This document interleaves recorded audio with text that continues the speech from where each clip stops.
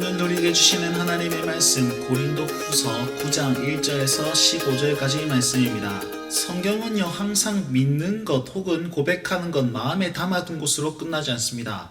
믿음은 반드시 행위로 드러나야 되고 그 행위가 믿음을 증거합니다.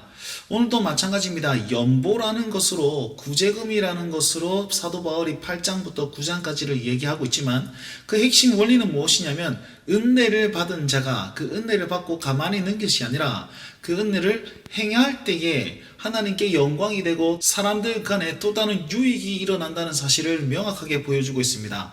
그래서 오늘은 헌금에 대한 문제, 연보에 대한 문제로 볼 뿐만 아니라 신앙인의 행함의 측면에서 말씀을 묵상하시면 더 큰 묵상이 될 것이라 생각됩니다. 9장에서도 여전히 고린도 교인들을 향해서 사도 바울은 너희가 연보를 지켜 행하라 라고 얘기하고 있습니다. 왜냐하면 그들은 마음에 원함이 있었거든요.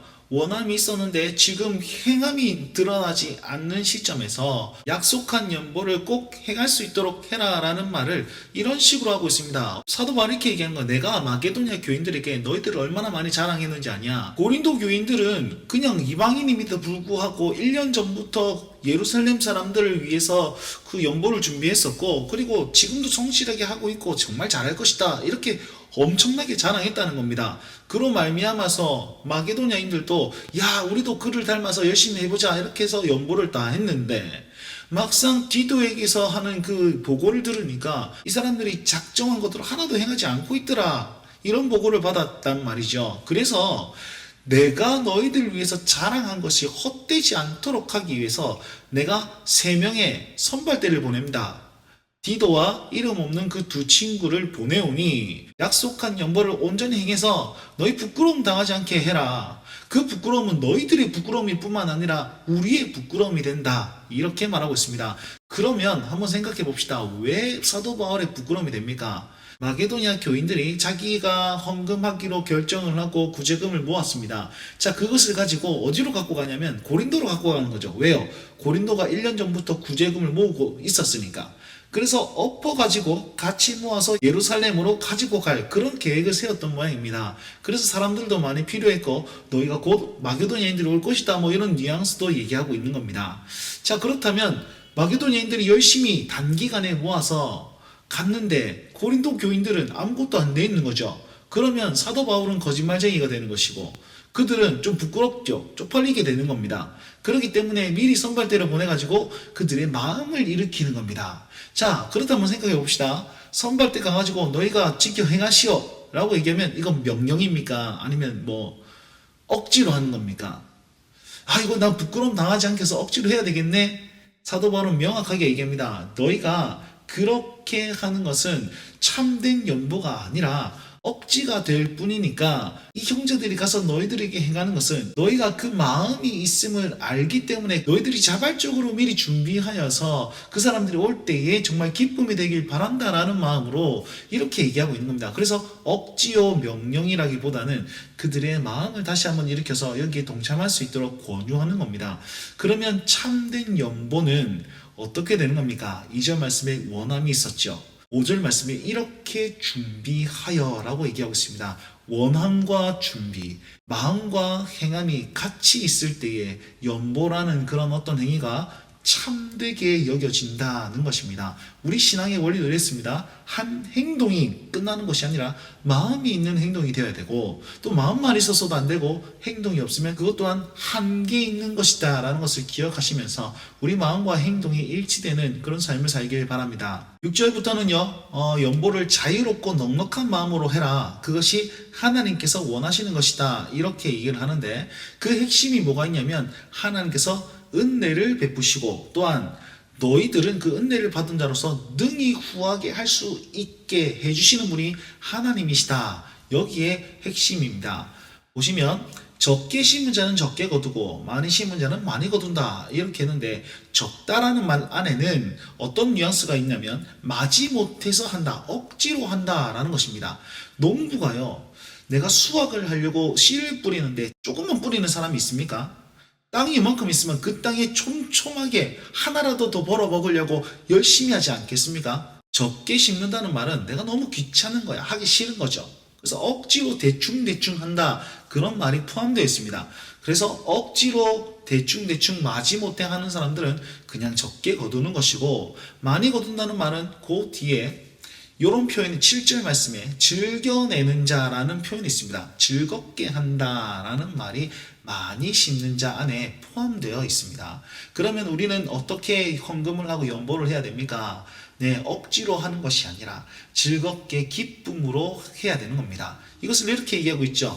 연보의 원리를 인색함으로 하지 말고, 무슨 말입니까? 아까워하면서 하지 말고 억지로 하지 말라, 자발적으로 하라, 이런 뜻입니다. 왜냐하면 하나님은 즐겨내는 자를 사랑하시기 때문입니다. 자, 그렇다면 이렇게 넉넉히 즐겁게 하는 연보의 유익은 무엇입니까? 두 가지로 말할 수 있습니다. 첫 번째는 연보를, 그러니까 구제금을 내는 사람들의 유익과 그 다음에 구제금을 받는 사람들의 유익입니다.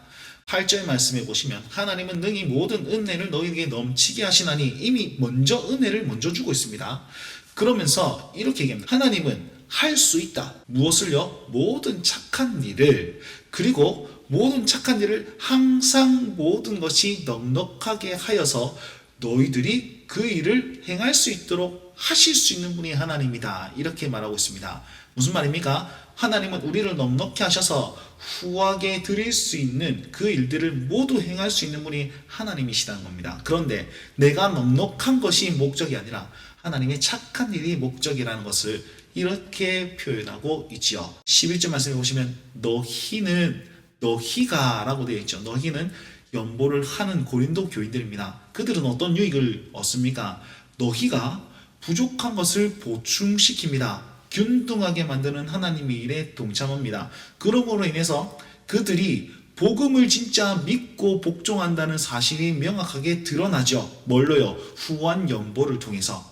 그래서 어떤 일이 일어나면 예루살렘 교인들이 너희를 위해서 간구하고 또한 너희를 사모하는 일들이 나타나게 될 것이다. 이런 유익을 얻게 된다는 겁니다. 그게 뭐 유익입니까? 당시에는요, 유대인들은 이방인들을 엄청 차별 대우했단 말이에요. 물론 이 당시에는 예루살렘 공회에서 복음이 이방인들에게도 갈 수 있다는 사실을 명확하게 했기 때문에 좀 누그러졌을지 모르나 그래도 반대 세력이 있었단 말입니다. 그런데 고린도 교인들이 자발적으로 이방인임에도 불구하고 유대인들을 섬겼다면 이 유대인들이 마음이 변하지 않겠느냐. 그래서 우리가 하나 되는 역사들을 볼 수 있지 않겠느냐. 이게 얼마나 큰 은혜입니까? 사도 바울은 이런 유익이 있을 것이다 라고 말씀하고 있습니다. 그러면 예루살렘 교인들에게는 어떤 유익이 있습니까? 그들이 우리로 말미암아 하나님께 감사하게 되는데 그들이 많은 감사를 할 것이고, 또한 그들로 하나님께 영광을 돌리게 할 것이다, 이렇게 얘기합니다. 이들이 예루살렘 교인들이 하나님께 영광을 돌리는데 누구 때문에? 고린도 교인들 때문에 영광 돌리는 그런 일들이 일어날 것입니다. 다른 말로 하면 고린도 교인들이 후한 연보로 말미암아서 하나님은 영광을 받으시고 이들의 믿음은 더욱더 견고해질 수 있는 그런 하나님 나라를 세우는 일들을 할 수 있게 된다. 그렇게 권유하고 있다는 것입니다. 결론적으로 사도 바울은 말할 수 없는 그의 은사로 말미암아 하나님께 감사하노라, 이렇게 말합니다. 여러분, 8장 9장은요 연보에 대해서 사도 바울이 얘기를 하는데 그의 핵심 단어는 은혜였습니다. 은혜를 내립니다. 하나님께서 은혜를 이미 주셨습니다.